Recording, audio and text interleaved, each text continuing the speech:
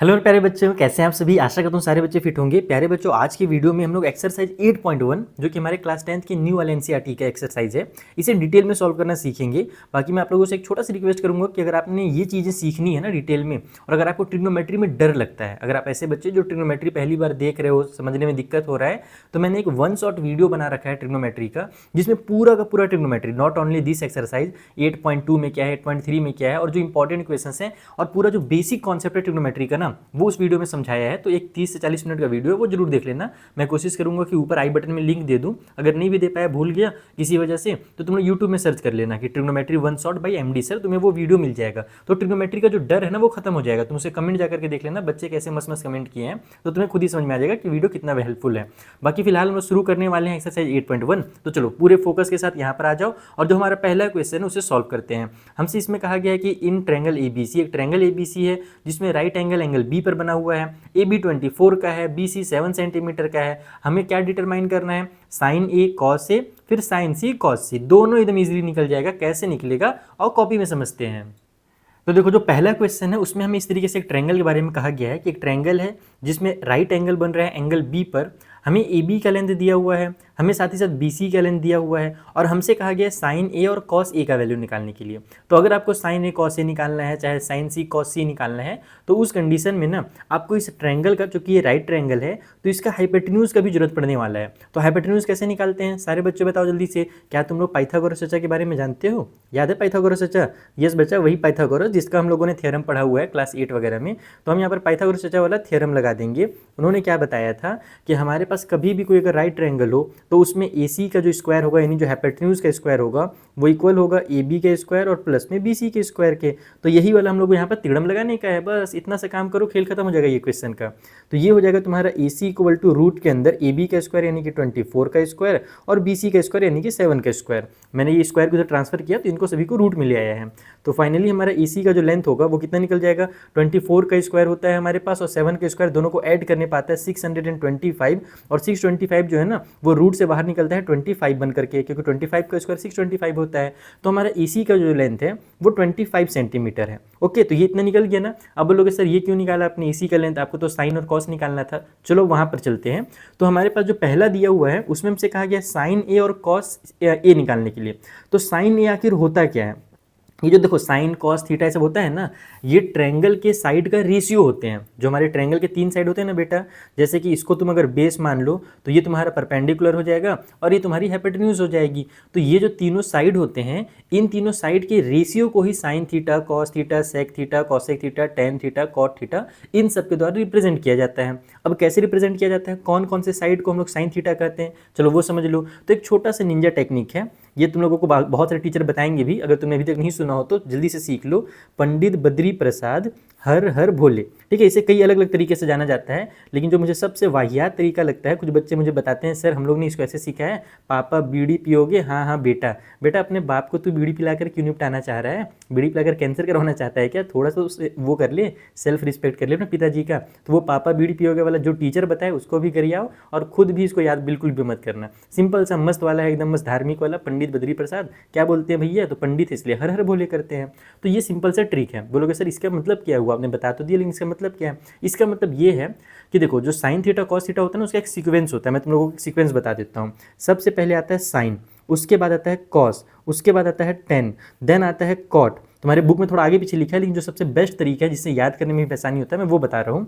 उसके बाद आता है सेक, और लास्ट में आता है कॉसेक। बोलोगे सर इसका मतलब क्या हुआ? इसका मतलब ये हुआ कि जो पहला p/h है ना, ये साइन थीटा की वैल्यू है। यानी कि जो साइन थीटा होता है ना, जो हमारा ट्रिग्नोमेट्री रेशियो, ये क्या होता है, परपेंडिकुलर डिवाइड बाई हाइपोटेन्यूज होता है। p मतलब परपेंडिकुलर होता है, h का मतलब हाइपोटेन्यूज होता है, और b का मतलब बेस होता है। तो इस ट्रायंगल में अगर हमें साइन थीटा निकालना है तो सिंपल से काम करना पड़ेगा, परपेंडिकुलर और डिवाइड बाई में हाइपोटेन्यूज करना पड़ेगा। पहला वाला p/h है, तो बस p/h कर दो। तो p कितना है भाई हमारा, परपेंडिकुलर कितना है, 25 है, तो यहाँ 25 हो जाएगा। और हाइपोटेन्यूज हमारे, सॉरी परपेंडिकुलर हमारे पास ये 7 है, तो यहाँ पर हमारा ये 7 हो जाएगा। और नीचे में हमारे पास हाइपोटेन्यूज कितना है, तो 25 है, तो ये 25 हो जाएगा। इस तरीके से बनता है 7 डिवाइड बाई 25 हमारा साइन थीटा का वैल्यू। बस यही काम करना है। उसी तरीके से जो नेक्स्ट वाला b/h है, ये कॉस थीटा का वैल्यू होता है, यानी कॉस थीटा के लिए हम लोग b/h करते हैं। उसी तरीके से जो तीसरा वाला है वो मैंने क्या बताया, tan होता है ना तीसरे नंबर पे, तो b बाई पी जो है वो tan थीटा का वैल्यू रहता है। उसके बाद फिर क्या करो, इसी को उल्टा करते जाओ, यानी जैसे ये p बाई में b है, इसे तुम b डिवाइड बाई p कर दो तो वो फिर कॉट का हो जाता है। ये जो कॉट है ना, ये tan का जस्ट अपोजिट होता है। उसी तरीके से ये जो सेक थीटा है वो कॉस का अपोजिट होता है। तुम लोग इधर से गए, पहले साइन किया, कॉस किया, टेन किया, अब उल्टा करोगे तो पहले कॉट आएगा, इसको उल्टा कर दोगे तो तुम्हारा सेक आ जाएगा, और इसको उल्टा कर दोगे यानी एच को ऊपर ले जाओगे, पी को नीचे ले आओगे तो वो कॉसेक हो जाता है। तो ये है तरीका, ये है बेसिक कॉन्सेप्ट। बाकी तुम लोग ट्रिग्नोमेट्री वाला जो मेरा वन शॉट वीडियो वो जरूर देख लेना, उससे तुम्हें चीजें और ज्यादा डिटेल में समझ में आ जाएंगी। मैं यहाँ पर बस बेसिक हल्का हल्का समझा रहा हूँ और फिर आगे बढ़ रहे हैं, हम लोग सॉल्यूशन पे फोकस कर रहे हैं यहाँ पर, ठीक है। तो वो वीडियो में मैंने एकदम डिटेल में इंट्रोडक्शन किया हुआ है। तो ये समझ में आ गया इतना कि भैया साइन कैसे निकलेगा, पी बाई एच करके निकलेगा, और पी का लेंथ हम लोगों को पता ही है 7 है, और हमारे पास जो एच है वो 25 है। उसी तरीके से कॉस ए अगर निकालना हो, अगर हम लोगों को कॉस से निकालना हो तो मैंने क्या बताया, कॉस बी बाई एच होता है, तो यहाँ पर बी बाई में एच लिख लो, बेस कितना है हमारे पास 24 है, तो ये हो जाएगा 24, और एच हमारे पास 25 है, तो 24 डिवाइड बाई 25, कितना सिंपल था। अब आते हैं छोटे से ट्विस्ट के पास, एक नई चीज़ सीख लो फिर से, जैसे इसमें ना बहुत सारी नई चीज़ें सीखने को मिलेंगी। ट्रिग्नोमेट्री चैप्टर ही तुम्हारे लिए नया है, तो नई नई चीज़ें तो सीखोगे ही। तो सेकंड वाले में हमें निकालना है साइन सी का वैल्यू। तो यहाँ पर अब क्या अलग हो जाएगा, आखिर ए में और सी में क्या फ़र्क है तुम लोगों को पता है। देखो यहाँ पर जैसे कि हमने जानते हैं कि साइन जो होता है वो पी बाई एच तो होता है, परपेंडिकुलर डिवाइड बाई हाइपोटेन्यूज होता है, लेकिन ए के लिए पी बाई एच है, कहाँ पर ए है, यहाँ पर ए है। तो जो भी एंगल बना है ना बेटा, ये चीज़ ध्यान से सुनो, एकदम बहुत बारीक सी जरूरी चीज़ है, कि जहाँ पर भी एंगल बना है, जिस भी एंगल का बात कर रहा है, उस जैसे तुम लोगों के मन में भी डाउट कई बार आया होगा कि सर जैसे कि हमारे पास एक राइट ट्रायंगल है, इसमें हम लोगों ने इसको तो हाइपोटेन्यूज ले लिया, राइट एंगल के सामने वाला हाइपोटेन्यूज हो गया, ये तो हम लोग को पता है, लेकिन कभी हम लोग बेस इसको ले लेते हैं, कभी हम बेस इसको ले लेते हैं, दोनों में सही आंसर आता है। जब हम लोग को एरिया वगैरह निकालना रहता है, तुम याद करो एरिया निकालने के लिए हम लोग 1/2 बेस मल्टीप्लाई हाइट करते हैं, तो तुम चाहे बेस इसको लो चाहे इसको लो, एरिया सेम ही आता है। लेकिन ट्रिग्नोमेट्री में एक चीज़ ध्यान रखना कि अगर तुम्हारे पास इस वाले एंगल का बात किया गया, जैसे इस क्वेश्चन में साइन ए बोला गया था, तो इसके सामने वाला परपेंडिकुलर होगा। क्या होगा, इसके सामने वाले को हम परपेंडिकुलर कहेंगे। जहां पर भी एंगल बना है, एंगल के सामने वाला जो साइड है वो परपेंडिकुलर है, और एंगल से जो जुड़ा हुआ साइड है उसे बेस कहना है। ये तो हाइपोटेन्यूज है दोनों कंडीशन में, उसका तो टेंशन नहीं है। मेन होता है परपेंडिकुलर और बेस में, कि किसे परपेंडिकुलर कहा जाए, किसे बेस कहा जाए। तो एंगल के सामने वाले साइड को कहा जाता है परपेंडिकुलर, और एंगल से जो चिपका हुआ रहता है उसे बेस कहते हैं, जैसे हमने ए के लिए किया था। अब हम लोग आ रहे हैं एंगल सी निकालने के लिए। साइन सी निकालना है तो फॉर्मूला सेम टू सेम लगेगा, यहाँ पर भी p बाई में h ही लगेगा, लेकिन ट्विस्ट क्या है अब कि हमारा p का वैल्यू चेंज हो गया। पहले तो परपेंडिकुलर ये था, लेकिन साइन c अगर यहाँ पर बना है, यानी एंगल c हमारा ये वाला है, तो अब इसके सामने वाली जो साइड है ना वो परपेंडिकुलर कहलाएगी। ये है ट्विस्ट, कि ये एंगल है तो इसके सामने वाली साइड है भैया ये वाली ए बी, तो हमारा जो परपेंडिकुलर है वो ए बी हो जाएगा, और उस कंडीशन में परपेंडिकुलर हमारा 24 आ जाएगा। जो पहले 7 लिखा था हमने वो अब यहाँ पर 24 हो जाएगा। हाइपोटेन्यूज तो 25 ही रहेगा, उसमें कोई दिक्कत नहीं है। और वही चीज़ होगा कॉस के साथ भी, जो हमारा कॉस सी है वो हमारा बी बाई एच ही रहेगा, इसमें कोनो दिक्कत नहीं है। लेकिन ट्विस्ट क्या है कि हमारे पास अब जो बेस है, पिछले बार बेस हमने इसको लिया था, लेकिन इस वाले एंगल के लिए बेस का काम ये वाली साइड कर रही है, तो हम यहाँ पर 7 लिखेंगे बेस को, और जो हमारा हाइपोटेन्यूज है वो तो 25 ही रहेगा। तो पहले क्वेश्चन के बाद मुझे उम्मीद है तुम लोगों के दिमाग का जो नस है ना वो खुल गया होगा एकदम, दिमाग में एकदम तुम्हारे अब घोड़े दौड़ रहे होंगे, और तुम्हें बहुत सारी नई चीज़ें सीखने को मिली होंगी और समझ में भी आया होगा। अगर अच्छे से समझ में आया पहला क्वेश्चन तो कमेंट करके मुझे जरूर बताना, लाइक वाइक जरूर ठोक देना, सब्सक्राइब तो करिए दोगे, क्योंकि तुम लोगों को मन लगाकर पढ़ने वाले अगर बच्चे रहोगे तो सब्सक्राइब तो करोगे ही, उसके लिए तो बोलने की जरूरत है ही नहीं। अब हम लोग बढ़ते हैं आगे। अगला जो क्वेश्चन है, पहले क्वेश्चन से तुम्हारे बहुत सारे कॉन्सेप्ट मैंने क्लियर कर दिए, यही कॉन्सेप्ट अब हम लोग थोड़ा थोड़ा बदल करके आगे के क्वेश्चन में अप्लाई करेंगे। चलो अगला क्वेश्चन क्या बोल रहे हैं कि ये जो फिगर है, इस वाले फिगर में आपको tan p minus cot r का वैल्यू निकालना है। tan p minus cot r क्या होता है भाई, tan p minus cot r, बस tan का वैल्यू निकालो, कॉट का वैल्यू निकालो, तुम्हारा आ जाएगा। जैसे तुमने यहाँ साइन और कॉस का निकाला था ना, वैसे ही करना है, और दोनों को माइनस कर देना है। चलो समझाता हूँ कैसे। तो देखो ये वाला डायग्राम हमें दिया है ना, मैंने थोड़ा सा एक काम कर लिया यहाँ पर पहले से, ताकि हमारा वीडियो ज़्यादा लेंदी ना हो, बोरिंग ना हो, और ये काम तुम लोग खुद से कर ही सकते हो, क्लास 8 से सीखते हुए पाइथागोरस थ्योरम। तो इस ट्रायंगल में हमारे पास हाइपोटेन्यूज और परपेंडिकुलर दिया हुआ था, बेस नहीं दिया हुआ था, तो मैंने फटाक से बेस निकाल लिया, वही पाइथागोरस का थ्योरम लगा करके। तो तुम लोगों को भी वैसे ही करना है, बेस निकाल लेना है। क्यों बेस निकालना है, क्या काम आएगा बेस का, चलो समझो। जैसे पिछली बार हमने किया था ना, पंडित जी को याद, वैसे ही फिर से याद करो, पंडित बद्री प्रसाद हर हर भोले, ठीक है। अब यहाँ पर मैंने तुम्हें क्या बताया था, हमें अच्छा जरूरत किस चीज़ का है, tan का और cot का जरूरत है ना। tan और cot कहाँ पर आता है, यहाँ पर आता है। ये पहला वाला साइन है, ये cos है, ये तीसरा वाला हमारा tan होता है, और इसी का उल्टा कर दो तो cot होता है। तो हमसे क्वेश्चन में बोला था कि भैया tan p निकालिए और उसमें से माइनस कीजिए cot r को, तो हम यहाँ पे लिखेंगे tan p, सॉरी टैप लिखे जा रहा हूँ, फिर से लिखता हूँ, tan और फिर p निकालना है, तो हमारे पास रूल तो वही लगेगा, p बाई में b, परपेंडिकुलर डिवाइड बाई में हमारे पास बेस होता है।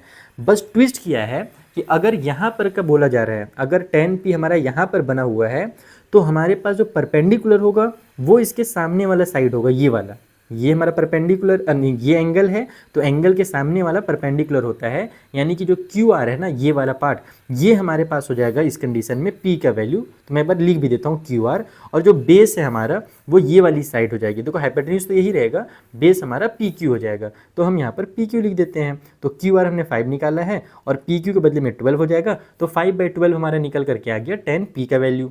अब लेकिन दूसरे वाले में कॉट p नहीं बोला है, दूसरे कंडीशन में क्या बोला है, कॉट r का वैल्यू निकालिए। और हम क्या जानते हैं, कॉट जो होता है वो जस्ट इसका उल्टा होता है, 10 का जस्ट उल्टा कर दो, यानी p बाई बी को तुम b डिवाइड बाई p लिख दो, तो ये तुम्हारा कॉट का वैल्यू होता है।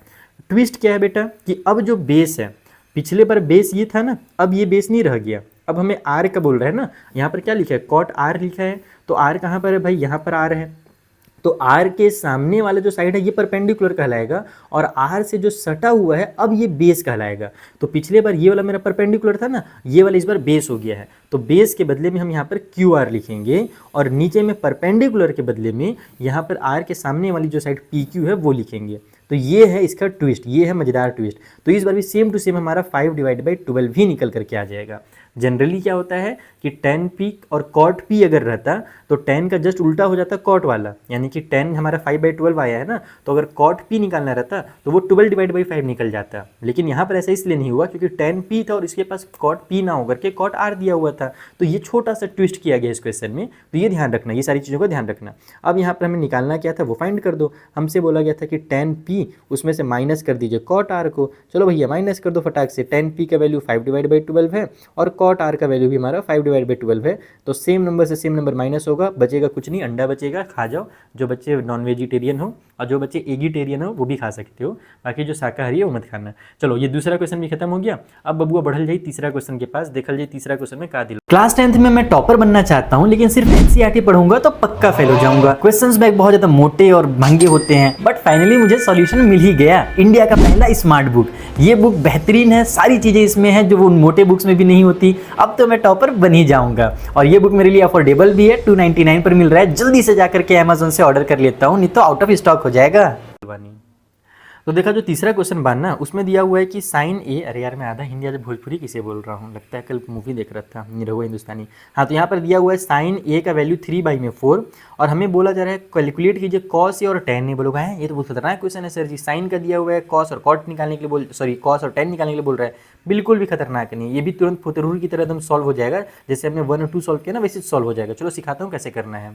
तो देखो सबसे पहले तुम्हें दिया क्या गया है, तुम्हें दिया हुआ है साइन ए का वैल्यू 3/4, और हम क्या जानते हैं साइन जो होता है वो p बाई में h होता है। अब तक तुम लोगों को थोड़ा थोड़ा याद होना शुरू हो गया होगा, पहला वाला p बाई एच, दूसरा वाला b बाई एच, और तीसरा वाला p बाई में b होता है। ठीक है, तो हमारे पास sine A p by H होता है, p बाई एच की वैल्यू 3/4 दी हुई है, यानी कि साइन थीटा का जो रेशियो है वो 3/4 दिया हुआ है। p क्या होता है बच्चों, अगर यहाँ पर a है तो ये वाला मेरा p कहलाएगा, यानी परपेंडिकुलर कहलाएगा, तो इसका वैल्यू ही 3 दिया हुआ है। और हमारे पास h क्या है, तो h हमारे पास होता है हाइपोटेन्यूज, और ये वाला पार्ट हमें दिया हुआ है 4। लेकिन ध्यान रखना कि ये एग्जैक्ट वैल्यू नहीं दिया, जैसे पिछले वाले क्वेश्चन में फर्स्ट और सेकंड वाले में हम लोगों को 3 सेंटीमीटर 4 सेंटीमीटर ऐसे दिया रहता था, यहाँ पर ये रेशियो के फॉर्म में दिया है। तो अब क्या करना पता है, तुम लोगों ने जो क्लास 8-9 में सीखा ना, रेशियो वाला आ जाए तो उसे x मान करके सॉल्व कर लो या कुछ और लेटर, तो बस वही चीज़ यहाँ पर करना है। इसे 3x ले लो और इसे 4x ले लो, डायरेक्ट 3 और 4 नंबर मत ले लेना, उन्हें तो बारीकी से, अगर देखो आंसर सेम ही आएगा, तुम XYZ नहीं भी मानोगे तो भी तुम्हारा आंसर सेम आएगा। लेकिन जब टीचर जो एकदम कॉपी चेक करते हैं ना बोर्ड एग्जाम में, अगर वो नंबर कट करने में आ गए तो वो नंबर कट कर देंगे, क्योंकि ये एक्चुअल वैल्यू नहीं था, वो हमारा रेशियो था। अब इसका जरूरत कहाँ पर पड़ेगा, हमें निकालना क्या है, बोला गया है कॉस ए निकालने के लिए और टेन ए निकालने के लिए। तो कॉस और टेन में किसका जरूरत पड़ता है भैया, बेस का जरूरत पड़ता है। कॉस में भी बेस का जरूरत पड़ता है और टेन में भी बेस का जरूरत पड़ता है, और बेस हमारे पास ये वाला, इसका वैल्यू दिया नहीं है, तो कैसे निकालेंगे, पाइथागोरस चाचा का थ्योरम लगाएंगे। तो यहाँ पर हम लिखेंगे इन राइट ट्रायंगल, बार बार पाइथागोरस का नाम लिखने की जरूरत नहीं है, बस मैं ऐसे लिख दो, in right triangle A B C. जो हमारा right triangle A B C है उसमें हाइपोटेन्यूज है ए सी, तो ए सी का स्क्वायर इक्वल हो जाएगा हमारे ए बी का स्क्वायर और प्लस में बी सी का स्क्वायर। ये वाला हमारा रूल यहाँ पर लग जाएगा। तो ए बी का लेंथ निकालने के लिए बी सी को उधर भेजेंगे तो ए सी माइनस में बी सी हो जाएगा। इट मीन्स अगर हमें ए बी का लेंथ निकालना है तो रूट के अंदर में ए सी का स्क्वायर माइनस में बी सी का स्क्वायर करना पड़ेगा। ये तो आता है ना क्लास 8 का, अगर नहीं आता होगा तो पूछ लेनी ईमानदारी से, मैं कमेंट करके तुम लोगों को बता भी दूंगा। बहुत सारे बच्चे इसमें भी मेरे को लगता है कन्फ्यूज मत हो जाए, जो हमारे मतलब बेसिक वाले बच्चे हैं बहुत ज़्यादा, जिनको अच्छे से नहीं आता है मैथ्स। तो यहाँ पर ए बी का जो लेंथ होगा लल्ला वो कितना हो जाएगा, ए सी का स्क्वायर कितना है तो ये हो जाएगा 4x का स्क्वायर, और उसके बाद बी सी का लेंथ कितना है 3 है तो ये हो जाएगा 3x का स्क्वायर। तो इसको जब हम सॉल्व करेंगे तो ए बी इक्वल टू हो जाएगा रूट के अंदर में 16x का स्क्वायर और माइनस में 9x का स्क्वायर। तो बेटा 16 में से 9 माइनस होगा तो हमारे पास निकल करके आ जाएगा रूट के अंदर 7 और ये x का स्क्वायर, तो x का स्क्वायर तो x बन करके बाहर चला जाएगा, यानी कि जो ए बी का लेंथ है वो हो जाएगा हमारा रूट का 7 और ये x, इस तरीके से। तो अगर रेशियो देखा जाए ए बी वाले का, ये वाले पार्ट का, तो वो 7 रूट का 7x निकल करके आ गया है, रूट 7x निकल गया है। ठीक है, अब हमें करना क्या था, हमें जो फाइंड करना था देखो फटाफट एकदम खटाखट निकल करके आएगा। हमें सबसे पहले बोला गया था भैया कॉस ए का वैल्यू निकालिए, तो नाउ अब जो हमारा काम है कॉस ए निकालने वाला, कॉस ए के लिए क्या करना पड़ता है, बी बाई में एच करना पड़ता है। अगर तुम इस चीज़ को भूल जा रहे हो बार बार तो तुम इसे लिखते जाओ, हर क्वेश्चन में तुम इसे लिखते जाओ, कोई दिक्कत नहीं। जैसे यहाँ पर ये लिखा है ना मैंने, उसी तरीके से तुम हर क्वेश्चन में लिखते जाओ, कोई दिक्कत नहीं, उसे गलत नहीं किया जाता है। ठीक है, तो यहाँ पर हमारे पास कॉस ए जो होता है बी बाई एच होता है, बी हमारा रूट 7x है तो ये रूट 7x हो जाएगा, डिवाइड बाई में हमारे पास 4x हो जाएगा, x से x कैंसिल तो रूट 7 डिवाइड बाई 4 आ गया आंसर। बस इतना ही करना है और कुछ करना ही नहीं है। तुम लोग अगर x नहीं भी मानते तो देखो 7 बाई रूट 7 बाई 4 ही आता है, लेकिन हमारे पास चूंकि ये एग्जैक्ट वैल्यू नहीं था इसीलिए हमने उसको x y z मान करके सॉल्व करना पड़ता है। ये रेशियो का रूल है, कांस्टेंट में फिर k भी तुम मान सकते हो, तुम देखना कुछ बुक्स वगैरह में से RS वगैरह में x ना लिख करके वहाँ पर k लिखा हुआ रहता है। ठीक है, तो ये हो गया पहला चीज़, कॉस हो गया। अब दूसरा हमारे पास tan है, तो tan के लिए क्या होता है भाई, p बाई में b होता है, तो ये हो जाएगा p divide by b। p का मतलब क्या है, p मतलब परपेंडिकुलर, तो यही हमारा परपेंडिकुलर है क्योंकि a से ही बोला गया ना, यहाँ पर a के सामने वाला यही परपेंडिकुलर है, इस पर ज़्यादा दिमाग नहीं लगाना पड़ेगा पिछले बार की तरह। तो हमारे पास ये हो जाएगा 3x और डिवाइड बाई में बेस हमारा वही रूट 7x, तो यहाँ से हमारा कैंसिल हो जाएगा x से x, तो 3 डिवाइड बाई में root 7 is the final answer. तो हमें दो चीज़ें निकालने के लिए बोली थी, दोनों निकल गया। तो देखा कितना आसान पार्ट होता है। ट्रिग्नोमेट्री बहुत हलवा है बच्चा, अगर तुमने एक बार बेसिक समझ लिया ना तो ट्रिग्नोमेट्री तुम्हें बहुत आसान लगेगा। तुम्हें बल्कि लगेगा कि भैया सरफेस एरिया वॉल्यूम वगैरह में ज़्यादा कैलकुलेशन है, तो वहाँ पर थोड़ा सा बच्चे लोग गड़बड़ भी करते हैं मल्टीप्लिकेशन डिवीजन में, ये तुम्हें बहुत ईजी लगने लगेगा एक समय के बाद। तुम बस कंटिन्यू से ध्यान से पढ़ते रहो। चलो 3 क्वेश्चन हो गया, फटाफट 2-3 क्वेश्चन और इस वीडियो में कंप्लीट कर लेते हैं, जितना ज़्यादा हो सकेगा हम इस वाले वीडियो में कंप्लीट करेंगे क्वेश्चन को। तो देखो फोर्थ वाला भी सेम टू सेम यही क्वेश्चन है, बस थोड़ा सा घुमा करके लिखा हुआ है कि अगर 15 cot a इक्वल टू 8 है तो साइन और सेक ए फाइंड कीजिए। तो यहाँ पर बेटा cot a के बगल में 15 लिखा है, मल्टीप्लाई में है, उसको इधर ट्रांसफर कर दो, तो cot a का वैल्यू हो जाएगा 8 डिवाइड बाई में 15। जैसे यहाँ साइन ए का वैल्यू दिया था ना फ्रैक्शन में, वैसे यहाँ पर से cot a का वैल्यू निकल जाएगा। और फिर उसी तरीके से पिछले बार सॉल्व किए थे सेम टू सेम सॉल्व करना है। चलो तो मैं स्पीड में सॉल्व करके बताता हूँ। तो देखो जैसे कि मैंने बताया 15 cot a इक्वल टू 8 अगर दिया हुआ है तो हम यहाँ पर लिखेंगे कि जो cot a की वैल्यू है वो हो जाएगी 8 डिवाइड बाई में 15।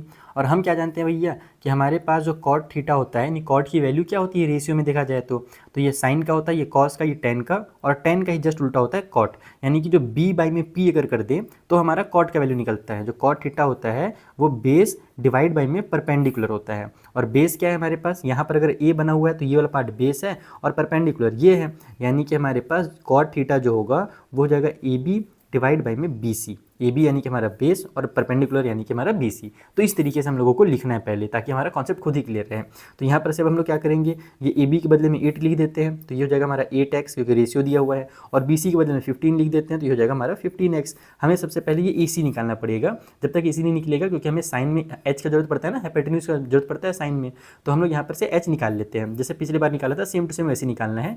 तो मैं फिर से वैसे लिखता हूँ कि इन राइट ट्रायंगल, जो हमारे पास राइट ट्रायंगल है, जो हमारा राइट वाला ट्रायंगल है ए बी सी, उस ट्रायंगल के अंदर हम ए सी का स्क्वायर निकालना चाह रहे हैं, तो ए सी इक्वल टू हो जाएगा रूट के अंदर ए बी का स्क्वायर और प्लस में बी सी का स्क्वायर, यही होता है ना, यही होता है ए सी का square equal to A B square plus B C square. तो स्क्वायर को ट्रांसफर करके डायरेक्ट मैंने रूट में डाल दिया, खेल खत्म, एक ही बार में आ जाएगा आंसर। तो ए सी का लेंथ कितना हो जाएगा यहाँ से, ए बी का स्क्वायर, ए बी कितना है भाई, ए बी हमारा 8 है, तो ये हो जाएगा हमारे पास 8x का स्क्वायर, और फिर प्लस में हमारे पास बी सी कितना है तो 15 है, तो 15x का स्क्वायर। 8 का स्क्वायर देखो होता है 64 और 15 का स्क्वायर होता है 225 यानी कि 225। 64 और 225 को 8 करोगे ना तो 289 आता है, यानी कि जो ए सी का लेंथ हो जाएगा वो रूट के अंदर 289 और फिर x का स्क्वायर आ जाएगा। और जब 289 को तुम रूट से बाहर निकालना चाहो तो वो 17 बनकर बाहर निकलता है, क्योंकि 17 का स्क्वायर है और x का स्क्वायर तो x बनकर निकल ही जाएगा। तो ए सी का जो लेंथ है वो हमारा 17x निकल करके आ गया। ठीक है, इस तरीके से ये वाला जो पार्ट है ये हमारा 17 निकल करके आ गया। एक्स वगैरह तो हम लोग फालतू में जबरदस्ती लगाते रहते हैं, वो रूल है अकॉर्डिंग उसी लिए।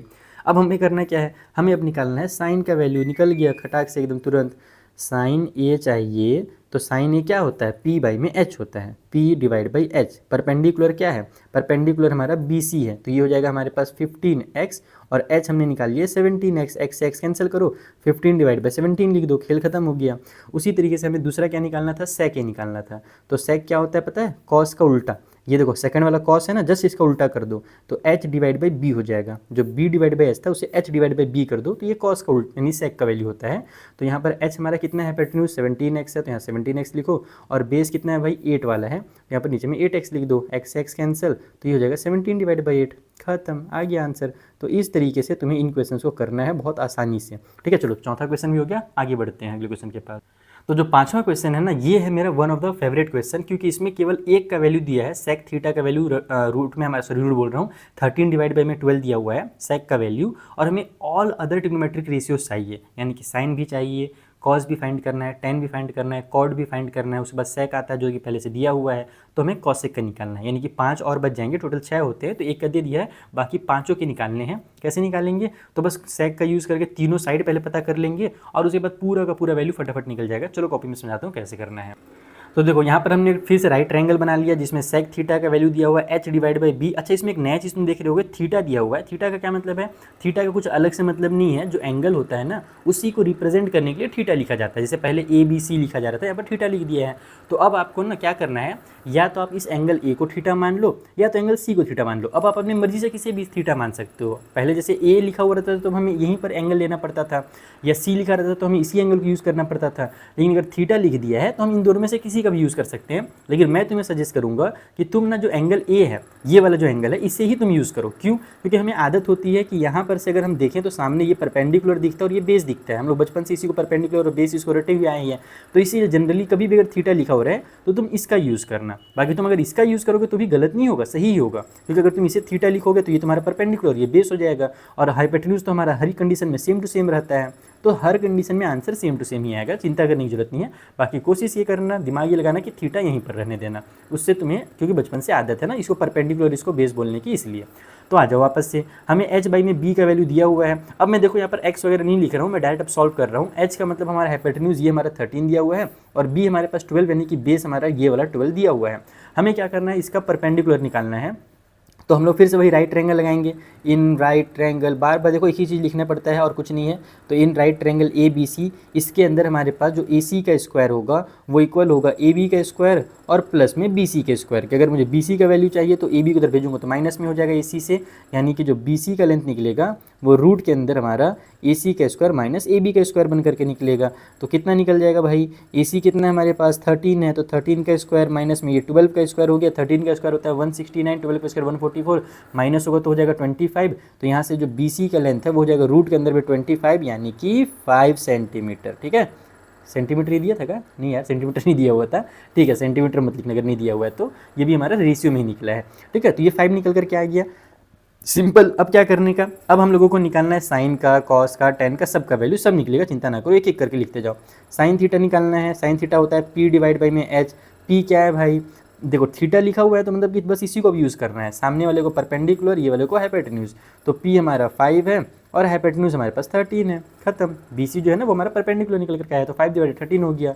कॉस थीटा क्या होता है बच्चा पार्टी, कॉस थीटा होता है बी डिवाइड बाई में एच। तो बी का वैल्यू कितना है 12 है और एच हमारे पास 13 है। फिर हमारे पास आता है टेन थीटा, वो क्या होता है, तो वो होता है पी डिवाइड बाई में बी। तो p का वैल्यू कितना है भाई 5 है और डिवाइड बाई में b हमारे पास 12 है। उसके बाद आता है कॉट थीटा, वो तो tan का जस्ट उल्टा होता है, कॉट थीटा tan का ही उल्टा होता है, यानी कि b डिवाइड बाई p होता है वो, तो ये 12 डिवाइड बाई 5 हो जाएगा। उसके बाद फिर हमारे पास सेक थीटा आता है जिसका वैल्यू पहले से दिया हुआ था। अब देखो सेक थीटा क्या होता है हमारा, सेक थीटा कॉस थीटा का उल्टा होता है ना, सेक थीटा कॉस थीटा का उल्टा या कॉस थीटा सेक थीटा का उल्टा होता है। देखो यहाँ पर सेक थीटा का वैल्यू 13 बाई में 12 दिया था, तो कॉस का वैल्यू कितना है 12 बाई में 13 आया, दोनों एक दूसरे का उल्टा होते हैं। और लास्ट में आता है हमारे पास कॉसेक थीटा, सॉरी कॉसेक, तो कॉसेक थीटा किसका उल्टा है, साइन का उल्टा होता है। तुम चाहो तो एक बार लिख भी सकते हो रूल, h/p लिख दो तो ज़्यादा बेहतर है, टीचर भी खुश हो जाएगा। और यहाँ पर हमारा जो आंसर होगा 13/5 हो जाएगा। तो इस तरीके से हमें क्वेश्चन नंबर 5 भी होना था कंप्लीट। आई होप तुम लोगों को चीज़ें बहुत मज़ेदार तरीके से समझ में आ रही होंगी, कोनो दिक्कत नहीं हो रहा होगा। अगर कोनो भी दिक्कत हो रहा हो तो तुम लोग कमेंट सेक्शन में मुझसे अपने डाउट डिस्कस कर सकते हो। चलो बबुआ, अगला जो क्वेश्चन है फटाक से उसे भी सॉल्व कर लेते हैं। तो देखो जो छठवां वाला क्वेश्चन है वो थोड़ा सा घुमा करके दिया हुआ है, यानी बाकी क्वेश्चन इज्जत के साथ सिंपल दिए हुए रहते थे, यहाँ पर ये थोड़ा सा घुमा दिया है। इसमें क्या कर रहा है कि अगर एंगल ए और एंगल बी हमारे एक्यूट एंगल्स हैं और वो कुछ इस तरीके से हैं कि कॉस ए इक्वल हो रहा है कॉस बी के, तो आपको ये शो करना है कि एंगल ए और एंगल बी आपस में इक्वल होंगे। ठीक है, यानी कि राइट ट्रायंगल में हमारे ये दो एक्यूट एंगल दिए हुए हैं और इन्हें हमें दोनों को आपस में इक्वल शो करना है। कैसे करेंगे, चलो समझते हैं। तो देखो फिर से मैंने एक ट्रायंगल बना लिया, लेकिन इस बार मैंने क्या चेंज किया पता है, यहाँ पर मैं जो ए बी सी ऐसे लिख रहा था ना, वैसे मैंने नहीं लिखा। मैंने यहाँ पर ए से शुरू किया, यहाँ बी लिख दिया और यहाँ पर सी लिख दिया, क्योंकि हमारा ए और बी राइट ट्रायंगल नहीं है, वो एक्यूट एंगल बोला गया है। तो हम लोग इस बार सी में राइट एंगल बना देंगे। ओके, ये ध्यान रखने का। या फिर तुम यहाँ पर भी ए और यहाँ पर बी और यहाँ पर सी भी लिख सकते हो, बस ये ध्यान रखना कि बी या ए में हमारा राइट एंगल नहीं बन रहा है अकॉर्डिंग टू क्वेश्चन।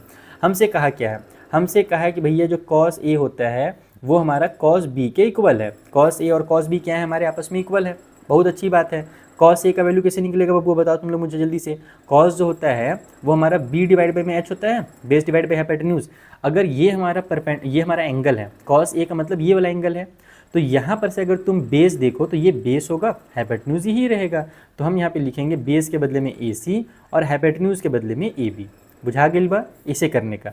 और उसी तरीके से जो कॉस बी है वो भी निकालो, निकलेगा वही बेस डिवाइड बाई हाइपोटेन्यूज करके ही। कॉस मतलब बेस डिवाइड बाई हाइपोटेन्यूज, लेकिन अब बी यहाँ पर आ रहा है, यानी कि अब ये एंगल हो गया, तो अब जो बेस होगा वो मेरा ये साइड हो जाएगा, ये बी सी जो साइड है ना, ये हमारा बेस हो जाएगा और हाइपोटेन्यूज तो ए बी ही रहेगा, उसमें कोनो चेंजेस नहीं आएगा। तो ये छोटा सा काम करना है। अब हमें अकॉर्डिंग टू क्वेश्चन क्या दिया हुआ है, हमसे क्वेश्चन में कहा गया था कि जो कॉस ए है वो इक्वल है कॉस बी के, यानी कि ये जो हमने वैल्यूज़ निकाली ये आपस में इक्वल होंगे। तो हमारे पास A C divide by A B जो होगा लल्ला, वो इक्वल हो जाएगा B C divide by A B के।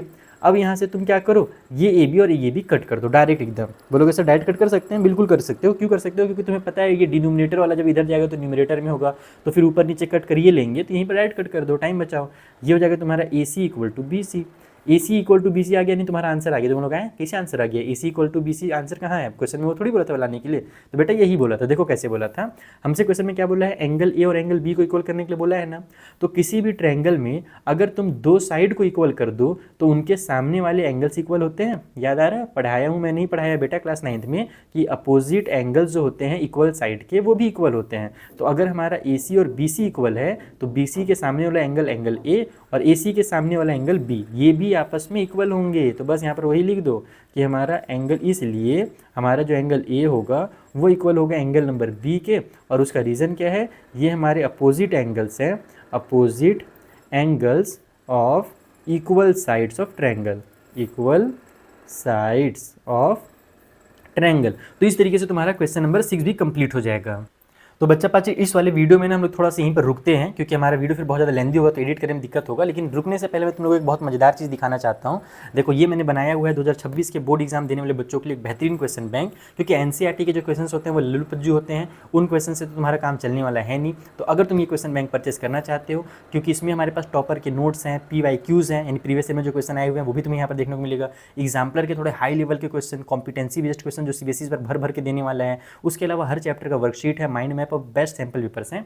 तो अगर तुम इसे परचेस करना चाहते हो तो तुम्हें मिल जाएगा, इसका लिंक डिस्क्रिप्शन बॉक्स में, वहाँ से जाकर के परचेस कर लेना। और इसका एक चैप्टर नंबर 4 जो है ना हमारा, वो चैप्टर का मैंने पूरा का पूरा PDF बच्चों के लिए फ्री कर दिया है। यानी इस चैप्टर, ये बुक जो है इसके चैप्टर नंबर 4 का जो पूरा का पूरा हमारा कंटेंट है वो फ्री ऑफ कॉस्ट मैंने बच्चों को प्रोवाइड कर दिया है। तो उसका लिंक मैं तुम्हें डिस्क्रिप्शन में दे दूंगा, वहाँ से डाउनलोड करके पहले फ्री वाला पढ़ लेना, फिर परचेस कर लेना वहाँ से जाकर के, अमेजोन से जाकर के।